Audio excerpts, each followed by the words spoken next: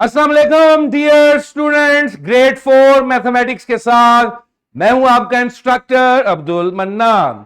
आज chapter number 3 में हम बी लिफ्ट 11 स्टार्ट करने जा रहे हैं, जिसकी ब्रिजिंग सिंपल डिवीजन पे मुश्तमिल थी, जो कि आपने हल की।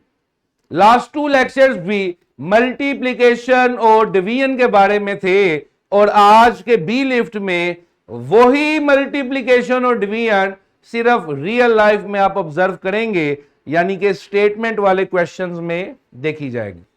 यही हमारा आज का मेन फोकस है। कुछ क्वेश्चंस करेंगे, तरीकाकार आपको आता है, आपने सिर्फ स्टेटमेंट को एनालाइज करना है। Got it?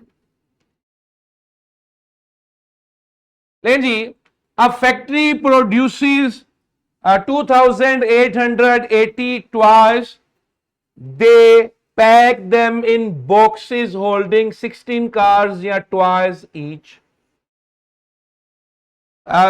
2880 खिलौने बनाए जाते हैं, जो कि 16 बॉक्सेस में पैक किए जाते हैं। आपने ऑब्वियसली बताना होगा कि अगर बॉक्सेस 16 है और टॉयज जो है वो 2880 है, तो एक बॉक्स में कितने टॉयज आप पैक कर सकते हो।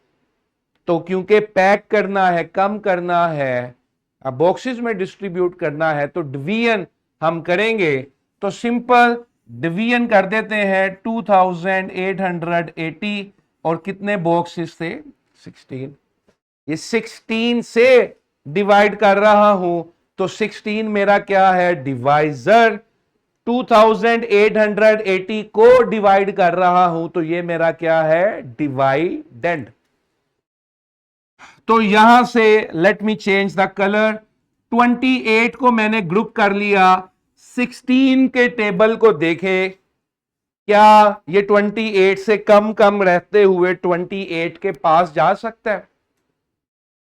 अगर मैं 16 1 करता हूं तो डेट इज 16, और अगर 2 करता हूं तो वो 32 है, वो ऊपर चला जाएगा। हमने हमेशा नीचे नीचे रहना है।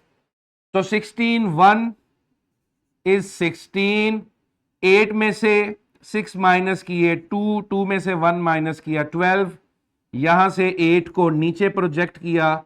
Now it is 128। अब 16 के टेबल को रिकॉल करें, इस वीडियो को पॉज करें और जरा 16 के टेबल को माइंड में रिकॉल करें, रिवाइज करवाएं। तो जी हां, 16 1 is 16, 2 is 32, 3 is 48, 4 is 64, 5 is 80, 6 is 96, 7 is 96, 7 is 112 and 8 is, अब ये देखिए 16, 8 are 128। लेकिन इस जीरो को क्या करेंगे? वो जीरो यहां से भी नीचे उतार लें, वो वहां से भी नीचे उतार लें, और इसे खत्म कर दें, इसे समेट लें। Got it?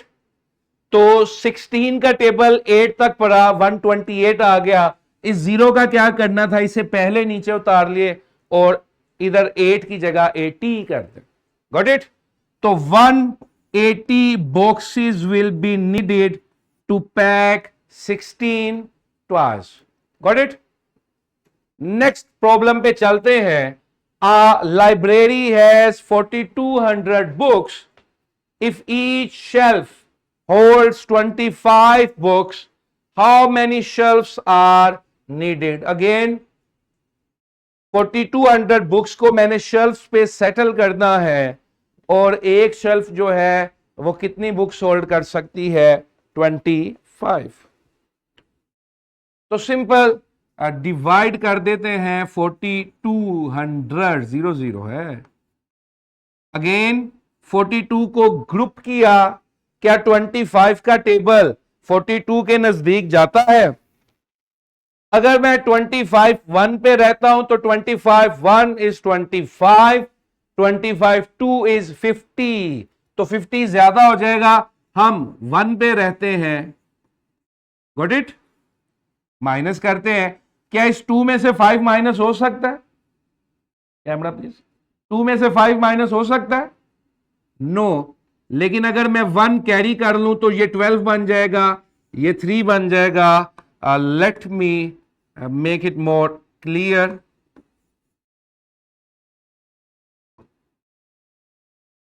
ये 12 बन गया, ये 3 बन गया, 12 में से 5 माइनस किए 7, 3 में से 2 माइनस किए 1।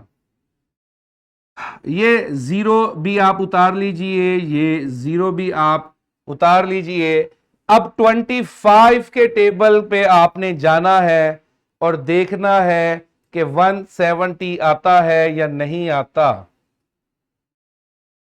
Got it? हम ऐसा करते हैं, एक 0 उतार के देखते हैं, क्योंकि ये आएगा नहीं।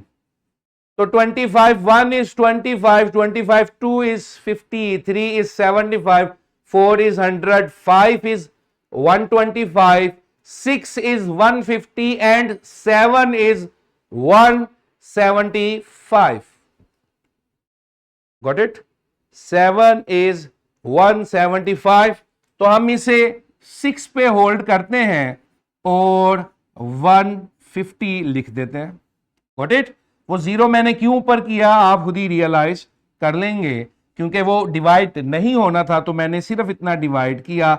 1 से 1 कैंसल, 7 में से 5 2, 0 माइनस 0 0, और अब इस 0 को नीचे उतार लें। Got it? अब 200 पे देखते हैं, तो 25, 1 is 25, 6 is 150, 7 is 175 and 8 is 200. Got it student? ठीक है जी। तो क्योंकि 175 और 170 में फर्क था, तो वो एक 0 इसके साथ अटैच नहीं होना था, मुकम्मल डिवाइड नहीं होना था, तो वो 0 अगले स्टेप में ही मैंने नीचे उतारा। उम्मीद है आप इस फर्क को समझेंगे और कंफ्यूज नहीं होंगे। Got it? ठीक है जी।